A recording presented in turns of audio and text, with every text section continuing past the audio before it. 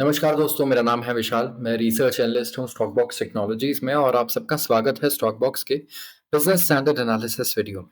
यहाँ पर हम डिस्कस करेंगे बिजनेस न्यूज़पेपर्स के कुछ इंपॉर्टेंट आर्टिकल्स। सो अगर आप इंफॉर्मेशन ओवरफ्लो से थोड़ा परेशान है तो आप इस वीडियो को देख सकते हैं। यहाँ पे हम सिर्फ वही आर्टिकल्स पिक करते हैं जो इंपॉर्टेंट है और उनके कॉज और इफेक्ट को एनालाइज करते हैं हर रोज।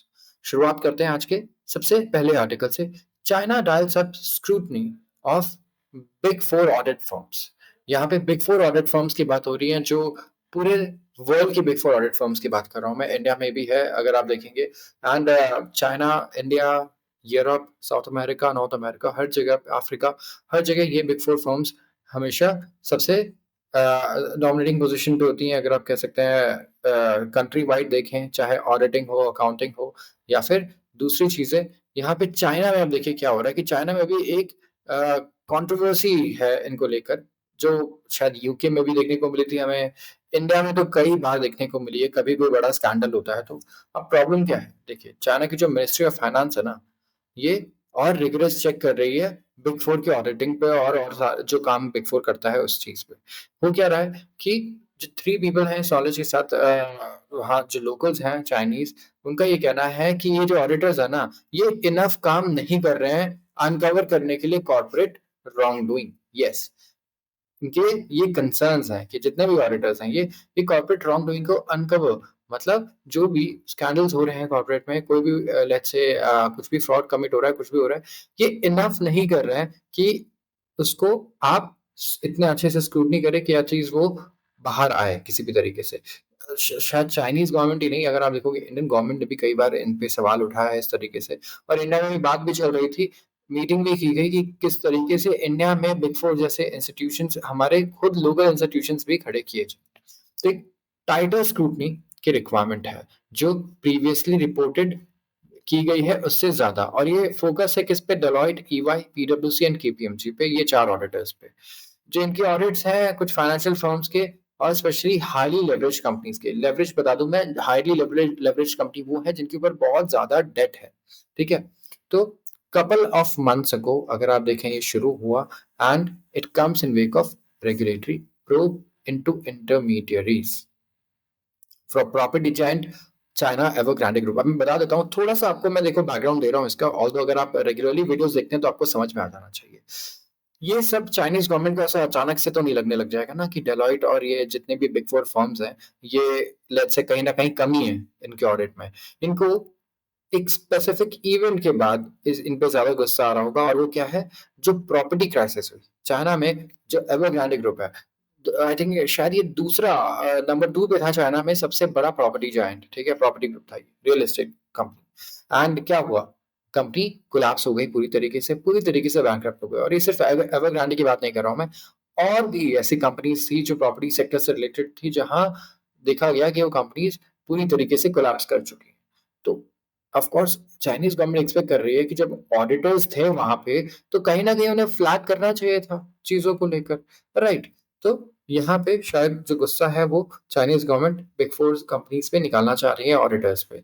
ठीक है, तो ये एक रीजन हो सकता है। तो एवरग्रांडे ने डिफॉल्ट किया अपने डेट पे, एंड ऑफ कोर्स लिक्विडेशन मतलब क्या होता है? जब कोई कंपनी दिवालिया हो जाती है तो उसे बेच कर कंपनी के जितना भी मिलता है, जो भी सामान, हर छोटी से छोटी चीज बेची जाती है, ठीक है, एंड उसके बाद सारे जो उनके उधार है वो चुकाए जाते हैं। तो उसी को हम बोलते हैं प्रोसेस को लिक्विडेशन। लिक्विडेट करना किसी चीज को, मतलब उसको कैश में कन्वर्ट कर देना, liquid. And it was found by authorities to have inflated its revenue by 78 billion dollars. अपने रेवेन्यू को ना 78 बिलियन डॉलर इन्होंने इन्फ्लेट कर दिया था, ज्यादा दिखा दिया था। तो it is only one of the scores of property developers to have defaulted on debt. ये जो क्राइसिस हुई ना, इसके वजह से इकोनॉमिक ग्रोथ चाइना में काफी खराब हुई। ठीक है, काफी कंसर्न्स भी आने लग गए कि जब ये फर्म एक का ऐसा है तो कितने और ऐसे फर्म्स हैं जिन्होंने इस तरीके से इन्फ्लेट किया हुआ होगा रेवेन्यू, जिसकी वजह से काफी कंसर्न्स आ गए चाइनीज गवर्नमेंट को। तो फाइनेंस मिनिस्ट्री ने रूटीन चेक किए, ऑडिट किए, जो ऑडिट बिग फोर ने किया है ना, उसका अब उसको चेक करने शुरू कर दिया है फाइनेंस मिनिस्ट्री ने। ठीक है, और रूटीन चेकअप्स शुरू कर दिए इस चीज के लिए, और उन्होंने और डॉक्यूमेंट्स डिमांड किया जितना वो पहले करते थे उससे, क्योंकि ऑफ कोर्स इतना ज़्यादा इन्फ्लेटेड रेवेन्यू अगर रहा, तो कहीं न कहीं गवर्नमेंट को ऐसा लग रहा है कि जो ऑडिटर था उसे ये बात पता चलनी चाहिए थी किसी तरीके से, या शक तो होना चाहिए था। IPO frenzy yields hefty gains for retail investors. Retail investors they are expected to keep piling into initial public offerings. मैं बता दूं जिन्हें नहीं पता हो, IPO इनिशियल पब्लिक ऑफरिंग उसे कहते हैं जब कोई कंपनी सबसे पहली बार स्टॉक मार्केट में लिस्ट होती है, सबसे पहली बार अपने आप को लिस्ट करती है किसी भी एक्सचेंज पे। तो यहाँ पे हम बात कर रहे हैं फ्रेंजी की, यस, क्योंकि बहुत ही क्रेजी मार्केट हो गया है। आप कह सकते हैं लोग बिल्कुल आप ऑस्ट्रक हैं जो आईपीओ में रिटर्न्स मिल रहे हैं उससे इतने बढ़िया। ऑन एन एवरेज ये देखिए जो शेयर्स हैं इस साल जिनकी लिस्टिंग हुई, जिनका आईपीओ हुआ स्टॉक मार्केट में जो लिस्ट हुए, 57% रिटर्न है उनका ऑन एन एवरेज। यस, सो काफी अच्छा गेन्स रिटेल इन्वेस्टर्स ने भी कमाया। अगर आपको भी कोई ऐसा आईपीओ मिला हो तो जरूर हमें कमेंट सेक्शन में बताएं, क्योंकि कई लोगों को आईपीओ नहीं भी मिल पाता जो एक एक साल दो दो साल से ट्राई कर रहे हैं। मेरे खुद नोन में ऐसे लोग हैं। So you have to have some amount of luck कि आपको अच्छे आईपीओ मिले। And retail investors are expected कि वो इस साल भी आईपीओ में पैसा लगाएंगे, अच्छा खासा पैसा लगाएंगे। ठीक है, और हो क्या रहा है कि जो गेन्स हो रही है ना इंडिया में करने पे, उतनी गेन अब्रॉड भी नहीं हो रही है। ठीक है, या ब्रॉडर मार्केट और अब जो लिस्टिंग्स हो रही है अब्रॉड, उनसे भी ज्यादा बेटर लिस्टिंग इंडिया में हो जा रही है इस वक्त। स्पेसिफिकली जो कंपनीज बहुत ज्यादा पैसा नहीं रेस कर रही है, वो तो शेयर्स जिन्होंने इंडिसेस पे ट्रेड करना शुरू किया, उन्होंने ऑन एन एवरेज 57% का रिटर्न दिया है सिंस देयर डेब्यू। यस, ये डेटा कंपाइल किया गया ब्लूमबर्ग द्वारा।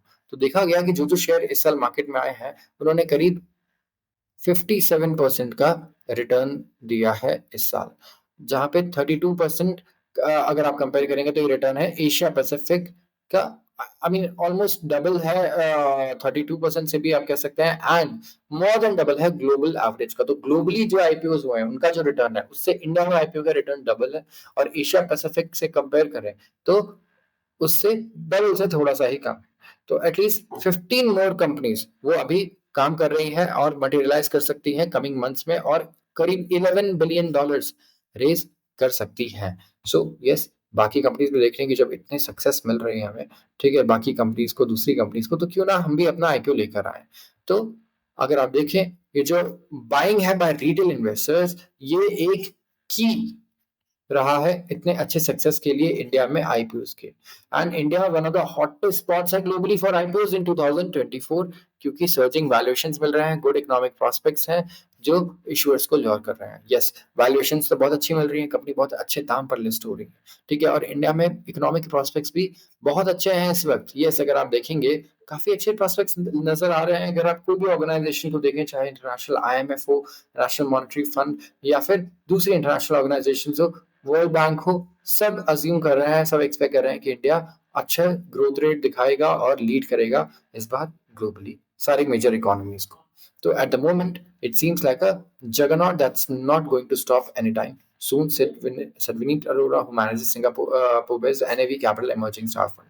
तो जो मैनेजर्स हैं, fund managers, they are also expecting कि ये चीज रुकने वाली नहीं है इतनी जल्दी। ये जो ट्रेंड है ये कंटिन्यू रहेगा यहाँ पर। तो रिटेल इन्वेस्टर्स ने बिड किया है for about $10.6 billion worth of shares sold in 36 IPOs, 36 IPOs, और $10.6 billion of shares on bourses this year. ये डेटा कंपाइल किया गया प्राइम डेटाबेस ग्रुप द्वारा, एंड ये जो अमाउंट था ये 12 गुना ज्यादा था, higher than the portion made available for them. So एक शेयर जहां अवेलेबल था उससे करीब 12 लोगों ने ऑन एन एवरेज क्या किया, बाय करने की कोशिश की। तो ये ऑफ कोर्स एक को ही मिला होगा, लेकिन एक शेयर के लिए 12 लोग खड़े हैं। सो यू नो कि कितना अच्छा डिमांड होगा इस वक्त, और वन ऑफ द रीजंस यही है कि इतनी अच्छी लिस्टिंग्स भी हो रही है। तो individual bind hasn't ebbed since an increase in surveillance in the first quarter by regulations after several small deals flopped shortly after listing. तो aiming for to erase whatever they call malpractices, authorities impose measures to cool retail involvement by curbing lending to them for share purchases. तो देखिए क्या हुआ कि regulators ना थोड़े डर गए कि यार लोग इतना पैसा लगा दे रहे हैं, तो अथॉरिटीज ने कुछ ऐसे मेजर्स लगाए जहां पे रिटेल इन्वॉल्वमेंट को कम किया गया। जो लेंडिंग है ना, जो शेयर जो लोन दिए जाते हैं शेयर परचेज के लिए, उसको उन्होंने बंद किया। तो करीब 7 आईपीओज हैं, ठीक है, जिन्होंने ट्रेडिंग शुरू किया रिसेंट मंथ्स में, और उन्होंने भी इंडिविजुअल डिमांड अट्रैक्ट किया है, जहां पे 50 टाइम्स से ज्यादा सब्सक्रिप्शन देखी गई। मतलब शेयर्स एक हैं और कितने 50 बाय ऑर्डर्स। तो इतनी अच्छी डिमांड देखी गई है। इस वक्त इलेक्ट्रिक व्हीकल चार्जिंग फर्म एक्सीकॉम टेलीसिस्टम्स, ये one of the most popular offerings में से एक था रिटेल इन्वेस्टर्स के लिए, जहां 120 गुना बिडिंग हुई। जितने शेयर अवेलेबल थे उससे 120 गुना शेयर्स की डिमांड थी, एंड स्टॉक करीब 230% रैली किया अपने आईपीओ प्राइस से। तो individual involvement hasn't isn't expected to ebb. Many don't plan to keep their investments in specific stocks for long. So ये भी हो रहा है कि देखिए लोग क्या करते हैं कि आईपीओ में पैसा लगाते हैं और उसके बाद तुरंत बेच भी देते हैं। तो यहाँ पे हो क्या रहा है, लोग ये कह रहे हैं कि रिटेल इन्वेस्टर्स बस यही चाहते हैं कि पैसा मैंने लगाया आईपीओ में, आज आईपीओ आया 50% 60% ऊपर है, मैं तुरंत बेच दूं। वो ना कंपनीज को स्टडी कर रहे हैं, ना सेक्टर को, ना फाइनेंशियल्स को, वो बस मार्केट में पैसा लगा के तुरंत पैसा निकालना चाह रहे हैं। First, Abu Dhabi Mitsubishi in race for Yes Bank's 5 billion stake. Yes. First Abu Dhabi Bank PJSC is among potential suitors. Yes Bank के बारे में बता दूं, बहुत पॉपुलर, बहुत बड़ा बैंक हुआ करता था, बाद में हमें एक स्कैंडल देखा गया जिसके बाद पेनी स्टॉक में आ गया। बट यहाँ पे आप देखिए कि अभी $5 बिलियन का स्टेक सेल है। ये जो स्टेक सेल है इसके लिए सबसे पहले तो first Abu Dhabi bank interested है, ठीक है, पीजेएससी, एंड यहाँ पे मित्सुबिशी भी रेस में है इसके 5 बिलियन के स्टेक को एक्वायर करने के लिए। तो वेस्ट एशियन लेटर वे कर रहा है a bid of around 51% stake in Yes Bank. 51% stake लेना चाहता है, ये लोगों का ये कहना है। और इस स्टेक सेल की वजह से इस स्टेक सेल में और भी लोग इंटरेस्टेड है, जैसे कि जापान की ग्रुप, जैसे कि मित्सुबिशी यूएचए फाइनेंशियल ग्रुप, उसके बाद सुमिमोटो मित्सुई फाइनेंशियल ग्रुप, ये सारे एक्सपेक्टेड है कि बिड करेंगे यहाँ पे और इंटरेस्टेड है, लेकिन अभी अनक्लियर है कि इनका एपेटाइट कितना स्ट्रांग है, मतलब ये कितना ज्यादा इंटरेस्टेड है, कितना पैसा ये लगाने को तैयार है, किस वैल्यूएशन पे। तो यस बैंक ने गेन किया है 16% this year, valuing the Mumbai based lender at about 9.4 billion dollars. Yes, so yes bank करीब 16% का गेन दिखा चुका है। इसकी वैल्यूएशन वैसे अभी भी कम नहीं है, करीब 9.4 बिलियन डॉलर्स का बैंक है ये। तो 10 बिलियन डॉलर्स का मतलब भी होता है करीब करीब, आप देखिए, 85,000 करोड़ का बैंक ये अभी वैल्यूएशन है इसका, एंड कंसिडरेशन चल रहे हैं। तो इस स्टेक सेल के बाद ऑफ कोर्स हो सकता है ये वैल्यूएशन भी चेंज हो जाए एंड इससे ज्यादा और इम्प्रूव हो जाए। तो यस बैंक ने कहा कि इसे कोई इन प्रिंसिपल अप्रूवल नहीं मिला है आरबीआई के द्वारा for a 51% stake sale. So SBI ने पे किया है its holding in Yes Bank after rescuing the lender 4 years ago when it was inundated with bad news. Yes, 4 साल बाद एसबीआई ने मदद की थी यस बैंक की, जब काफी सारे बैड लोन्स हो गए थे एंड काफी बड़ा स्कैंडल था ये यस बैंक का। काफी लोगों का नुकसान हुआ था यस बैंक में, काफी लोगों का पैसा भी डूबा। तो यहाँ पे मूडीज ने भी एक अच्छा यहाँ पे रिवीजन किया है यस बैंक के आउटलुक को, पॉजिटिव रेटिंग दी है। तो ग्लोबल रेटिंग एजेंसी मूडीज ने थर्सडे को रिवाइज किया outlook on Indian private sector lender Yes Bank from stable to positive on expectation of gradual improvement in its depositor base and lending franchise. तो यहाँ पे ये भी एक बढ़िया न्यूज आई यस बैंक के लिए, जो इसकी मदद करेगी स्टेक सेल में। Deeply committed to reforms, pained by EV sales drop Goel. So एक बैड न्यूज आई ईवी इंडस्ट्री के लिए। हमें देखा गया कि ग्लोबली ना सारी कंट्रीज में इलेक्ट्रिक व्हीकल्स की डिमांड हमें कम होती नजर आ रही है, लोगों का इंटरेस्ट कम हो रहा है। तो इंडिया में इसका एक रीजन बताया गया सब्सिडी। यस, इंडिया में जो टैक्स फ्री बेनिफिट्स थे, टैक्स बेनिफिट्स थे, इसके अलावा सब्सिडीज थी ना, ये कम कर दी गई। गवर्नमेंट ने बहुत फिर कम कर दिया इसे, सारी सब्सिडीज वापस ले लिया ऑलमोस्ट। इसके बाद हमें देखा गया कि सेल्स में अच्छा खासा ड्रॉप आ चुका है। तो commerce and industry minister Piyush Goyal, इन्होंने एक्सप्रेस किया कि गवर्नमेंट कमिटेड है पूरी तरीके से रिफॉर्म पाथ पर, एंड उन्होंने कंसर्न भी एड्रेस किया आम आदमी का।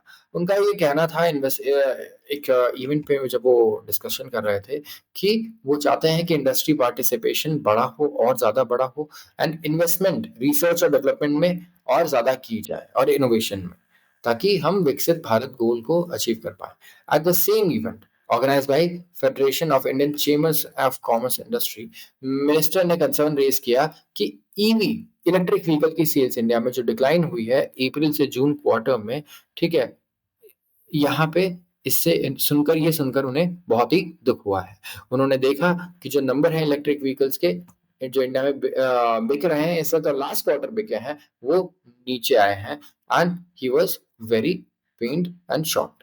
तो इंडस्ट्री, उनका कहना है कि और ग्रेटर अडॉप्शन की तरफ मूव करना चाहिए इंडस्ट्री को ईवी के, और उन्होंने रिफॉर्म एजेंडा के ऊपर बात की गवर्नमेंट के, उन्होंने कहा कि हम पूरी तरीके से कमिटेड हैं इस रिफॉर्म के टास्क में, एंड इनका ये कहना है कि दे वांट कि ईवी इंडस्ट्री सक्सीड करे एंड इंडिया के लोग इलेक्ट्रिक व्हीकल्स को और ज़्यादा अडॉप्ट करें, जिसके लिए वो और स्टेप्स उठाएंगे एंड रिफॉर्म्स की कोशिश करेंगे।